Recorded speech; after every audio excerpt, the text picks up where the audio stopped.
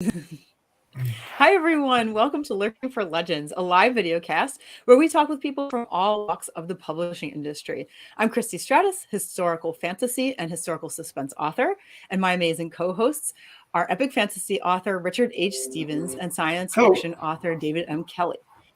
Hi. Lurking for Legends is an interactive broadcast, and we encourage viewers to chime in with questions for our guests, who will be here in a minute, or comment on what you hear in the show. So before we get started with our guest for today, we're just going to tell you what is up with us this week. What have we been doing writing wise? How about David? What have you been up to this week? Well, I've been continuing my editing saga with the third Limb and Two Feathers book, and I'm actually almost finished with it. I just have three Nice. chapters to go, so I'm Wow, getting that very feels fast close. over here. Yeah, well, it's head down and just keep plugging away with it. That's You good. know, Yeah, I don't that's enjoy good. the process too much, but it's like it's good that to have the opportunity to polish things. So that's always good. Yeah, So I'm that's thinking great. it should be out around March. Nice. Ooh, exciting. We have a Oh, general month awesome. too. Just in time for the book shows. Mm-hmm. Yeah, Yep. That's great. perfect. How about you, Yeah. And Richard? Yeah. So speaking of book shows, that's what I've been doing recently is trying to book myself in for this year's book shows. After 33 events last year, we've kind of fine tuned what we will do and what we won't do. So I'll probably do. I'll probably do quite a bit again this year, but there's some that we will not do, and so we're just trying to get our ducks in a row and figure out which ones are working and which ones aren't. I also have two weddings to attend this year, so that's going to cut into my book Ooh, events, unfortunately. busy. But yeah, yeah. But other than that, I'm about what am I about a fifth of the way through When Legends Rise, so it's coming slowly. I've been working on editing and writing, and I will be doing another Facebook Live. Hopefully, oh no, I won't be doing one this Thursday. I'm out doing something else, so it'll have to be next week. So, but there's not much going on other than I'm just busy working away at When Legends Rise. Nice. How about Well, you, Christy? that's good. Yeah. Well, my usual thing is what is up with me. I've been working on Corrupted Magic, and this week, episode 26, A New Command, went up. So that is live right now on both Patreon Nice. and Kindle Vella. Thank you. And congratulations. thanks. So the last episode and this one have a lot to do with gangs, which you probably already know if you've been reading it, that there is a lot to do with American street gangs anyway. So if you have any interest in that kind of thing, like the Victorian era and street gangs, so I've been really having a great time researching it. It's a kind of a very different area for me, or it has been for this whole book. So yeah, these ones focus, and you'll get to hear a little bit more about real ones that existed in New York back in the day. So yeah, I've been really enjoying that, and I've been writing a little bit more regularly now. So I'm happy to be back at it. I'm on episode 31 writing wise. I'm editing it, Wow. and then I'll be moving on to 32. So I should be moving on to 32 either tomorrow or the day after. So Awesome. that's what That's I've been up great. to. Amazing. Oh, thank you. Thank you. Very exciting. It sounds exciting, yeah, for sure. Yeah, I've been enjoying it a lot. All right, now I think So. it's time that we shall bring in Miranda Oh. Welcome, Miranda. Tonight, we are excited to welcome rom-com author Miranda Oh. Thank you so much for being here, Miranda. Hi, I'm so happy to be here. Thank you so much for having me. Yeah, Hi, welcome. I Miranda. don't know if we've had a rom com author on here before, have we? I don't think we have. You're our first, Miranda. You We're like impress me. almost 100 episodes in now, and you're number one. How cool is Yay! I feel so Congratulations. You special. don't win a prize, though, sorry. that? That's okay. You know what? Just No the prizes. bragging rights is There you worth go. it for Yeah, me. that's Yeah, it. That's That's worth it. enough, right? That's worth that's the enough prize. for me. Yeah. So tell us a little bit about yourself and your books then. Okay, so I have 3 books in a series out called Chin Up Tits Out, and it's a rom-com that includes a lot of life drama and a lot of taboo topics that are difficult to talk about. So um, we have long distance relationships, we have interracial relationships, we have immigration, we have racism, we have addiction and mental illness and cancer, and I don't know, the list could go on, but there's a lot of topics to unpack in each of these books. But as much as they are heavy, they are light, and you want to keep reading them, and you get really engaged. And I always encourage a beverage of choice, and just like enclose yourself in to read the series. And so that's a little bit about my series. I'm mid-30s Canadian. I have another series on the way. I'm a mom of 3 under 2 years old. And it's the middle of winter right now, and I am hibernating because all I do is take care of children 24 hours a day right now. Oh boy. Well, that's great. Yeah. So, one of the things that I love about the idea of your books is that we say rom-com and then you tell us all these serious topics, but as you said, you still keep it light. It's like we're able to see these topics play out, but it doesn't have to be so overwhelming or really like heavy, sad or anything like that. You still deal with it in a way that you can chat with your friends and talk about it and not necessarily cry. But, there are those teary, heartfelt moments too. You have kind of everything in there. Oh yeah, and I encourage like the ugly cry followed by the ugly laugh cry, and all the emotions in between them. But I think in personal experience, the tougher the situations you are going through, the more you should want to talk about them. It makes it hurt less. It makes it less awkward.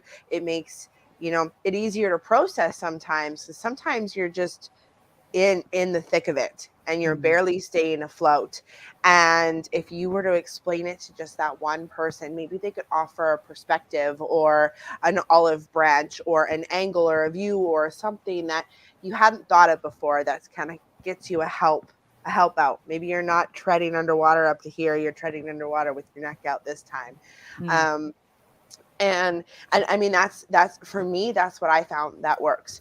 That doesn't work for everybody. For example, my husband, it doesn't work for him. He needs to process it internally and then come out with a solution. So that's why I like it being a book, my story being in the medium of a book, because for those who process internally, they could read this, maybe relate, maybe connect, maybe see a different perspective or view, and come out with a solution and be better after that. So I think if someone looked at the covers of your books, just looking at the pure cover sort of thing, and didn't investigate any further, they might actually be kind of like fooled into thinking that these were like a very light read. I'll just bring one up here. So this is the first one, I believe, and it's like obviously you include some quite serious and dark themes in the books, and particularly I think in the second book, there's more. So could you tell us a little bit about how that came about? I mean, what made you decide to kind of tackle these things in a rom-com book? Well, again, I draw a lot of my creativity and my stories from real life experiences. And I found that I was going through tough situations and kind of keeping this chin up, tits out attitude. And people were like, "Oh, you're so positive and you're so cheery," and it's slightly sickening. And I'm like, I know, it makes me want to throw up a little bit too. Like when something's so serious and I have this smile pasted on my face and I'm like, it's totally okay. Like life happens. And, you were just told devastating news like that. It is a blessing, yet it's also a curse, because it means a blessing to look at things and be positive about them. But then on the flip side, some people just don't take you seriously because you don't have the ability to show that ugly side of yourself outwardly. So going through my own experiences, keeping a positive spin or finding a positive spin on everything was how I coped. Whether or not that is healthy, I don't know. You got to ask your therapist, down to this.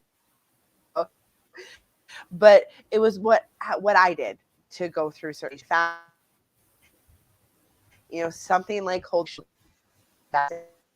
and proud, despite not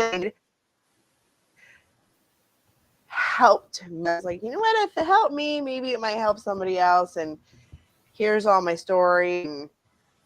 And then from a personal point of view, reliving my story and refining it and going through it again helps me again and again and again. So just make sure you don't make this mistake again in your future. So I had to really sit in my own doo-doo and figure out the life lessons, and then figure out how to share it as a story that's not going to scare everybody away. Yeah. That's great. I was wondering how many of the topics are taken from your own life experiences, and obviously you're saying that they are, and I guess that allows you to write from the heart a bit more about them. You're not just guessing, and that's awesome. But I wanted to ask you, is Miranda Oh, I love the last name. Is that really your last name, or is that not stage name? Is that just a writer's name or a pen name? It is a pen name. Miranda is my legal middle name. OH is a couple of initials that are important to me in life. Oh, I see. Okay, you don't have to tell us if you don't want to. I just thought it was really cool. So my boss, when I was starting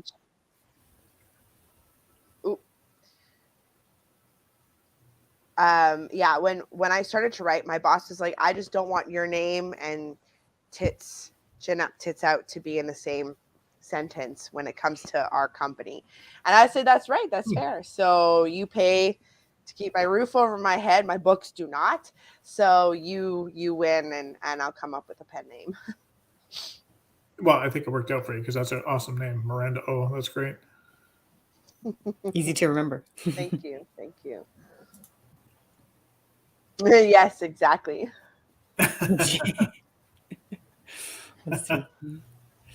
Do you think the third book is going to be the last book for Chin Up Tits Out? Yes and no. So it's the last of the Chin Up Tits Out series. Once the third book, you read the story and it's pretty finished. But I left a little, like a little back secret door open in there for you, which segues into my next series that I'm currently working on. A little bit different spin.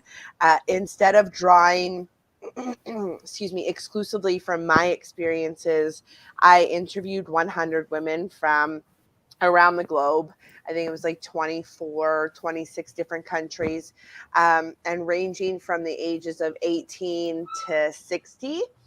And I interviewed them about their lives and kind of their story. And we all have something in common. And that was kind of the connector for all of us. So that's going to go into the next series. I'm really excited. Next series. Ooh, okay. I'm a sucker for 3 books. I don't know why. I have 3 kids. It popped out in 2 pregnancies. I had a daughter and then 2 twins. So I just figured I would stay with the 3. It's been working good for me. 3 Chin Up Tits Out books, 3 kids. And then my next series is called Love My Lady Bits. So 3 Love My Lady Bits. Nice. Yeah, and you've been very open with endometriosis, the issues that you had, sharing with other women who have then also been able to share in kind and felt a little bit less uncomfortable. It felt definitely less uncomfortable talking about it. And, you've shared a lot of things. You've shared the hardships, you've shared how you've tried to come to terms with it, and how you've tried to keep yourself healthy and active while still dealing with a lot of pain and difficult things like that. So, at what point in your journey did you say, I really want to start sharing this and just saying it out loud instead of not saying anything on social media? There was 2 phases of that. The initial phase of going to social media to find answers was, I would say, right at the beginning of me experiencing really unexplained pain. And when I mean unexplained pain, I mean I was training like 6 days a week, sometimes 2 times a day. I was running marathons. I was looking fit. People were coming to me in the gym. They're like, so what are you training for? I'm like, so I could eat whatever I want and not feel guilty. But that was really what I was training for.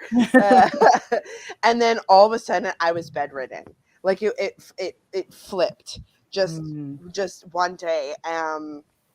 And I had a friend who had endometriosis. And so I started to talk to her a little bit about it. And she said, go to the community, reach out to the community. They're going to help you. They're going to give you this is my story. This is what I can relate to. And that was what first drew me to it and then helped me along my way with the medical system. I was the one that brought endometriosis to my doctor. And I said, this is what I have. And he goes, well, and I said, no. What do we got to do through the system? What flaming hoops of fire do we need to jump through in order to get the surgery to diagnose me with endometriosis? And he goes, well, I'm like, don't well me. What's step one? Let's accomplish that first. And so that was the community really helped me have the base knowledge of the disease and how it works and what other people experience to fight my doctors, and not them personally, but the system, to get to what I wanted to. And then as soon as I got the diagnosis was the second phase. I woke up out of surgery and I was like, I'm writing about this. I am writing about this. But how do I write about it? Like I had dealt with it really badly for 18 months. And the average time it takes a woman to get diagnosed with endometriosis is 7 years. Wow. Some people suffer with it for decades. So my story isn't an accurate depiction of the challenges that we face with endometriosis. So that's where I went to the community again and said, okay, I need to interview some of you, but like, what is some of you? Is it 10? Is it 50? Is it 1,000? Is it 100? What is it? So it had to be obtainable for me personally, but it had to be impactful from a marketing point of view, which is why I chose 100. And it took me literally March of 2020 to January of 2021. To get all those interviews done. Sure. And then my daughter was born March of 2021, and I started writing somewhere during that year, and I'm still working on it now. So I have a question here. It says, hi everyone, Miranda, it sounds like you must be very busy. How do you carve out time for writing? Full-time help from grandma. That's how I carve up time. I'm not gonna lie, I was telling you guys backstage that I had full intention on writing while on mat leave and writing like a full book while having a newborn at home. And I'm not gonna lie, like I just did not have the brain capacity to. I would rather sit there and stare at my 3-month-old child that does nothing. She just sleeps, but I want to stare at her. And I want to sniff her and I want to pet her. I don't want to go write. And so that's what I did. I convinced myself that it was okay, that I wanted to do that now. And when the time was right, I would be overflowing with words to go on the paper. So why force it? And then we got pregnant with twins. So the writing just kept getting put off, but now I have my mother-in-law live with us, and she is helping me with the twins full time. My husband works full time, and I'm on maternity leave for a few more months, and so now I'm like, okay, girls got to fit in a workout and writing. So as soon as my daughter goes to daycare, I come home and I go straight down into the basement and I get as much done as I can until both twins are crying, and then I go relieve grandma and tell her to go nap for a little while. So we're still trying to find the balance, but I couldn't do it alone. I'm very, very blessed to have my mother-in-law live with us full time right now, and it makes a huge difference in that mental balance finding. But everybody figures it out. Timing is essence key. Sure. Yeah, for sure. It's quite interesting trying to carve niches out of your day to fit your writing in. I love the series name of your books. Obviously, it's very impactful. I was just curious, does Amazon give you stick about it? Have you had any issues with it? No, not at all. Okay, no. Awesome. Yeah, it's been super good. I've had one person, I would say she was 30, somewhere mid 30s to early 40s, with a son that was under 10 but over 5, and she got mad at me in a bookstore. And She's not your audience. Exactly. I was like, but right next to me or behind me was this big display for a book called Food Porn. And I'm like, well, if you're worried about tits, then why aren't you worried about the word porn? I don't know. I said, I don't have anything for you. I'm sorry you're having a bad day. There's Starbucks upstairs. Go get yourself a coffee. You deserve it, man. Well, maybe it wasn't the tits that she was worried about. Maybe it was the word chin that she didn't like. Maybe. Maybe. Sometimes I feel a little bit self-conscious about my chins, so maybe she was having one of those days. That's why I sit like this. Yeah, right? Like the camera angle needs to go up here. My husband and I are trying to take selfies. I'm like, lift the camera up. Like, I got 17 chins if you go down here. The view that my twins must see from down here is strikingly beautiful. That's called unconditional love. Oh my goodness. So, going back to your 100 interviews, because I'm really, really interested in that. What kinds of things did you sort of, I mean, I don't want to like spoil your book or anything. Of course, we want everybody to buy your books, but like in general, what kinds of things did you sort of learn from them that you like, how did you come out richer afterward? I came out personally so much richer. It was, now you're kind of an expert on endometriosis without being a doctor or a scientist. It was because you had spoken to so many people with endometriosis. So that was the connector. If you had endometriosis or were suspected to have endometriosis, let's have a conversation. And I had a really cool process. I had a questionnaire for them to fill out prior, and then they would schedule an interview through, a scheduling program, and it would pop into their calendar with a meeting link, pop into my calendar, and that questionnaire came into that calendar invite. So I had ammunition to fuel, I guess, fuel that conversation. And I booked an hour with them, and I said, okay, like, here's what you sent to me. Let's dive deeper into this. You said that you were experiencing this at 17. Let's talk about that.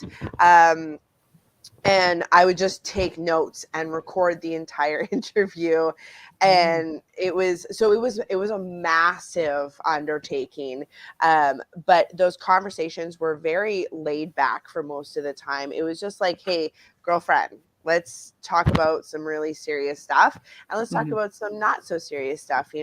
I heard love stories that were absolutely beautiful. I heard traumatic stories with abuse and assault and death and just hardship after hardship. And then, but what came out of it was every single woman that I had spoken to was resilient. And the strength was uncanny to anybody else that I had met in person or, out there. It was what they continuously had to go through, but yet chose to get up every day and take a step forward. There were definitely people, some of the people in the group had found it in them to find a positive with endometriosis and make a difference. And some of the people that I spoke to were still trying to find that. They were still trying to, find their balance. And I was like that. Like I told you, there was 2 phases of me to go to the community. The first phase was like, oh my God, this is happening to me and it sucks and I hate it. Yeah. Does anybody else feel that way? And let's talk about feeling crappy together. So there's that shift. And then there's the, hey, you know what? I'm empowered I figured it out. I'm going to share this knowledge and this power with everybody. So I call it like the victim and the hero phase, because I definitely was in that where I was like, it sucks to be me, and I'm done.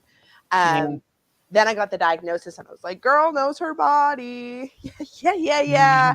And I wanted to share it with people. And so that was that second phase. And I definitely saw that emerge through my interview. So I learned a lot, not only about myself, but about the psyche of people and how they focus and function through trauma. It's definitely helped me navigate relationships that are face-to-face or important relationships in my life now. Never thought that I could do that. And then also listening to all the 100 different voices. That gave me so many voices to put on the paper when it came to writing. That was rich. It feels rich to write in somebody else's voice instead of just my own. Yeah. Oh, do you think that must have been intense? Did you need to decompress after interviews, or did this fuel your fire to keep writing? Well, I guess life made me decompress, because I stopped my interviews in January of 2021 and didn't do much. My daughter was born in March, and I think May I spent a lot of time writing part of my first book, but it was like 20 minutes here, 30 minutes here, so it was very choppy. And then I didn't write until January of 2022. So I had a really big chunk of time, and then January I started writing again. Then got really busy with work because I got pregnant again and needed to focus on nothing but work for 7 months, because I went off early because of the twins. They were just too big. I was too big. So I laid on my back and did nothing for 3 months. So I had a very short window back at work, which means I couldn't write. And then the twins were born. So I just started writing again. So I've naturally had so much time to decompress, which has been good, because as a mom now and who has a daughter, and endometriosis being hereditary, it has made me think about this series so much more, and seeing that my kids are all a product of my husband and I, but so different so early on, has really allowed me to think about how I'm going to make each of my characters that different, even though they come from me. That may sound weird, but again, my first series was written from my own voice. Sure. So writing this series, and it has all different voices, not my own this time. It's definitely given me a lot of brain thinking, not a lot of doing over the last year and a half. So I hope now that when I'm writing, it's just going to pour out. Yeah. So on your website, you say that you encourage alcoholic beverages while reading your books. Yes. So what's your drink of choice while reading? And also, what about Hadley? What's her drink of choice? Ooh, Hadley's all about the wine. I'm all about the martinis, because wine gives me headaches now. But just straight up with an olive, or a few olives. But Hadley is all about the wine. Like, just grab yourself a bottle, close the door, wrap yourself in a blanket with a heating pad. I mean, if you're on the beach, then don't do that. Just sprawl yourself out on the beach. But and have like maybe white wine with some ice. But if you're indoors, red wine and a blanket with a box of Kleenex. And you want a bottle, because the glass just will get you through half the book, and then you're going to need to finish it. So just bring it all. Yeah, just top it up, finish it off. Finish the book, finish the bottle, feel grand, and go to sleep, and then tell about it. Oh. I love it. Oh, yeah, that's fantastic. I think one of the things you say, I think, on your website, but correct me if I'm wrong, is that you're just gonna kind of fly through these books, so just buy them all. Yeah, just buy them all. You're gonna fly through them, and the second book gets really intense. The third book is like it's like the perfect dessert after the really well paired meal. Like if you're a foodie, imagine a very excitingly colorful appetizer. You're like, oh, well, that was surprising. It was little, but it was packed a lot of flavor, packed a flavor punch. And then the main course was like so intensely beautiful that it brought a tear to your eye, like really rich in experience. The dessert is the third book. It's going to be like that chef's kiss, perfectly paired with the first two courses, and not too much to like fill you overboard so that you need to unbutton your pants. Just right full.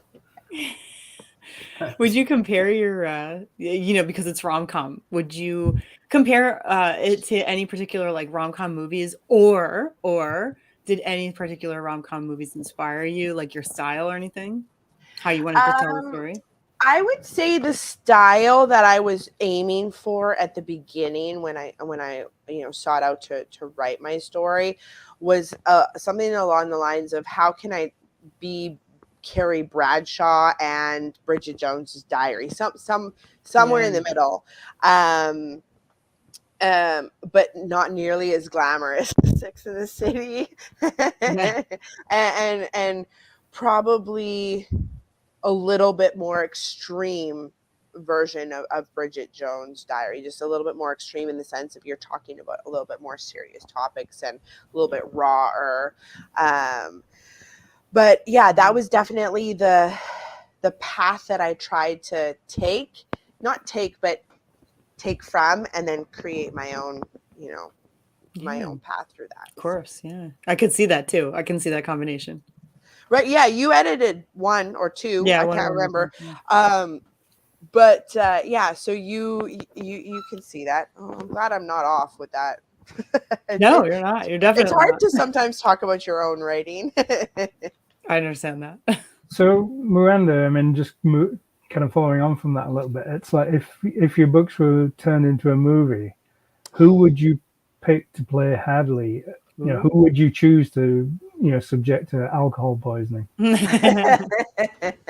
You know what? Somebody's asked me this before, and I have 3 people that could possibly do it. I don't know if they're, because we're all in the same kind of age group, and Hadley is a little bit younger than us in the stories, but Anna Kendrick, Emma Stone, or Jennifer Lawrence. I think those three actresses have personality traits and acting capabilities and talents that would suit Hadley really well, or that I would just love to like, hi, you're real.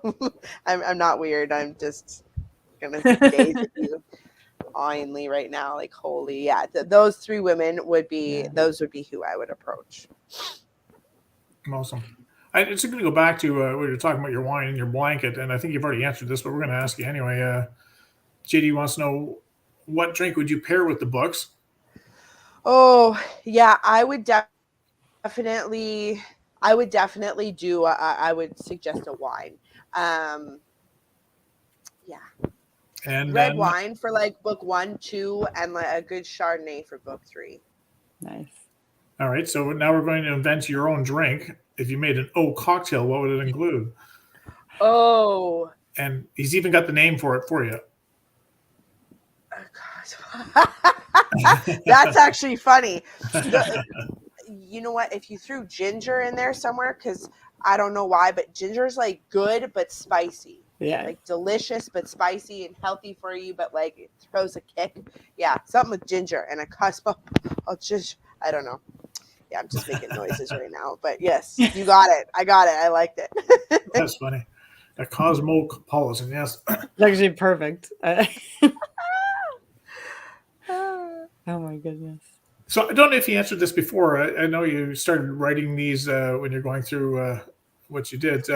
But when did you decide you wanted to be an author? Did you decide you want to write books long before that, or was that just an epiphany when you were going through what you did? I'm a storyteller. I've always been a storyteller. So I think it was inevitable that I became some sort of formalized storyteller in the public eye, whether that was going to be on a stage or in book or I'm not a musician, I'm so tone deaf, but so I think it was inevitable. I've always told stories, always wrote little things when I was a kid, always had a diary growing up as well, and always found that I had this internal monologue going on, which I've realized not everybody has that. So I think at some point I realized that writing out that inner monologue for me turned into some really funny stuff. Or twisted and weird. You either think it's funny or you think it's just straight off your rocker crazy. Once I realized that I was doing that just naturally all the time, I figured why not try to capitalize off of it some way, shape, or form. Yeah, and I would think that your personality would go really, really well with book signings. And you have some really nice pictures of some past book signings that look like just so much fun. Just so much fun. I absolutely love book signings. I love book signings that I can read at, mostly because it's partially acting out my book for you or for an audience. So I become very animated and I move in different ways that are so weird. But I get like right into it and I leave like every ounce of energy that I have on the stage that I'm reading on. And so whenever I get the opportunity, I am so excited, and then I sleep like a baby the night of. I am just out. It's the best sleep because leading up to it is just so in your mind, and you read that passage over and over and over and over and over and over and over again, and in preparation and just the anticipation. It's like going on a vacation for me. It's very weird. I think it sounds like Miranda needs to be on one of our live reads this year. Yes, it does. Ooh, that would be fun. Yes. That would be so much fun. I will talk to you about that after the show, yeah. Let me know. I have childcare. So you were saying that your books might be a little twisted, or the ideas in them might be a little twisted. What I understand is Christy your editor? Yes, she was my editor for it was just my third book, or was it the third book? Yeah. Yes. Okay. So I just have all your notes and edits in my head, like the ones that we actually spoke about. So like, okay, is this option A or is this option B? Because Christy told me to write option A this way and then write option B that way. So you're definitely with me a lot when I write now. Thank God. That's great. Like in spirit, you're with me. She's haunting you now. Haunted by Christy. Yes. You know what? If I'm going to be haunted by somebody, I Christy all day. That's awesome. That could be maybe an idea for a new book. Yeah, right. Haunted by your editor, yeah. Yeah. My editor made me do it. So you traditionally published, Miranda? I'm self-published. I was just looking at your, I'm just online, just checking out your books and stuff, and you got a publisher. I know it's an imprint. Where does that name come from? I don't want to even try and say it. Corone Publishing. Yes. Corone Publishing was kind of like they would qualify themselves as an in-house publishing company. So what they did for me was they had contracts for all the different types of people that you would need in order to publish a book. So I go to Corone and they set me up with a cover designer, a editor, a interior designer. They set my book up on Amazon. They give me an ISBN number. They plan a launch party for me. And then you just pay them one fee instead of then my second book was done the same way, and then my third book was picked up by Tuscany Bay books for a little while, but then we did a redesign on the cover, so I am gonna relaunch that under my own, like my first two are. Right. And then do a big box set for the three of them. So that's also what I'm working on as well for Chin Up Tits Out. So Yeah, darn babies got in the way for a little while, so we're slightly delayed on that. But I was gonna yeah, say we shouldn't plan on a month or anything, right? right. No, I know I want to. And whenever I do, that month comes and goes, and I feel really guilty, and Sure. then I'm like, oh, life, like as a parent, you feel guilty all the time for no reason. You wake up feeling guilty. I don't know what it is, but it is. So I'm like, I'm not going to force more guilt on myself. I'm like, you know what? It's going to happen when it's going to happen. I'm pressing myself as hard as I can. So Sure, without cracking. Yeah, and you only get those precious young years for so long too. So I'm sure. Exactly. Yeah, of course. The stories that I've captured aren't going anywhere. Like they're saved on a couple hard drives. So they'll always be there. Yeah. They will get there.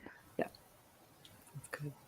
So who's the person on your covers? Is that you, or is that No, it's just a stock photo that we really lucked out because a lot of people thought it was me. Like a lot of people. The hair color, obviously. Yeah, exactly. I looked like that in my prime years prior to kids, possibly a little bit. I had blonder hair at one point, and recently I had like red hair, like Black Widow red hair, like Marvel Black Widow red hair. But yeah, she was found on a stock image with my first book cover designer, and she stuck with me all the way through, and yeah, she's part of Chin Up Tits Out. I thought it was you just because you're so animated when you talk and everything else, and your covers look like that lady looks so animated as well. Oh yeah. It fits so well. It does. It certainly does. Yeah, it fits extremely well. So we really lucked out that I got that stock image and that she's transferred through all 3 books. So it's pretty cool. So you said what's next for you is what? What's the next book coming? The next book is called something Love My Lady Bits. I don't know what it is called. I know what it is. I have it written down, but do I remember? Absolutely not. Like I said, I have no idea what day it is right now. I know it's my kid's bedtime because I can hear her crying, but she'll be fine. She'll champ it out. But the next one is Love My Lady Bits. So it's a 3-part series. They're standalones. They do not hold weight on one another at all. Basically what I did was I took the 100 interviews that I did and I created 9 main characters. So characteristics of the women, life events, specifics of all of them are created into 9 main characters. So each book has 3 parts, 3 main characters, and it's their story. And again, everything about that character is a compilation of 10 or so real life women that I've spoken to. So there's a lot of voices. I have 100 of them in my head when I'm trying to write. And so there was a lot of organization after the interviews on how I'm going to do this, but I, created my characters and kind of a timeline of events with them, and then just let those voices take over. So do you have a firm deadline or timeline for these? No, there's not coming out in May. Sure, if you went to some old interviews, I probably would have given you like a 2021 timeline. We're not going to hold you to it. Yeah, exactly, right? So my mat leave is over sometime in the summer months, and my goal is to have the book written. Not necessarily edited or the cover ready, et cetera, but the goal is to have it written before I return back to work. It's kind of one of those things that I know that when I do go back to work, the ability to write for longer than an hour at a time, just that those time frames are going to get smaller for a little while. And so I want to take this time while I'm at home and I can spend, half a day just in front of the computer. And I'm not missing much from a family standpoint of view. So. Well, kudos to you for writing anything with 3 kids and a job and everything else. I couldn't do that while my kids are growing up.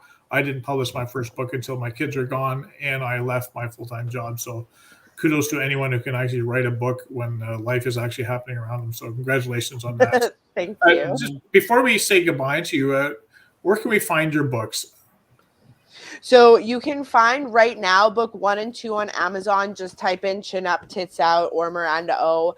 Now book 3, like I said, I had to do a cover design, so we pulled it off Amazon. I have a bunch of hard copies that I'm happy to mail people.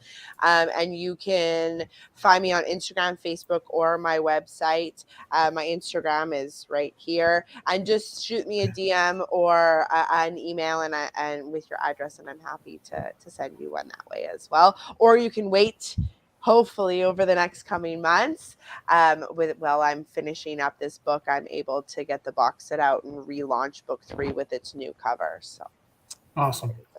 Well, thank you for joining us today, Miranda. We really enjoyed talking to you and learning about your books, and we look forward to inviting you to do a live read, and we can do an excerpt from Chin Up and Tits Out. That would be amazing. I would absolutely have a ball doing that. And thank you so much for having me. I had an absolute blast here with you guys today. You're most welcome. So next week, we are happy to welcome back dark fantasy, horror, and thriller author Con Lavery. Con is a Canadian author whose work has been recognized by Edmonton's top 5 bestseller charts and by reviewers such as Reader's Favorite. Con's a returning guest, and as such, he's agreed to live read an excerpt from one of his stories with us. So we look forward to doing that. That's always the fun part for us, is doing the live reads, and when we have a returning guest, we do a live read with them. So we look forward to speaking again with Con Lavery and seeing what he's up to since last time we spoke. So again, thank you, Miranda, for joining us tonight. We appreciate it. So for Christy, Dave, Miranda, and myself, we wish you all a safe and happy week ahead. Until we meet again, take good care. Take care, everyone. Good night. Bye-bye.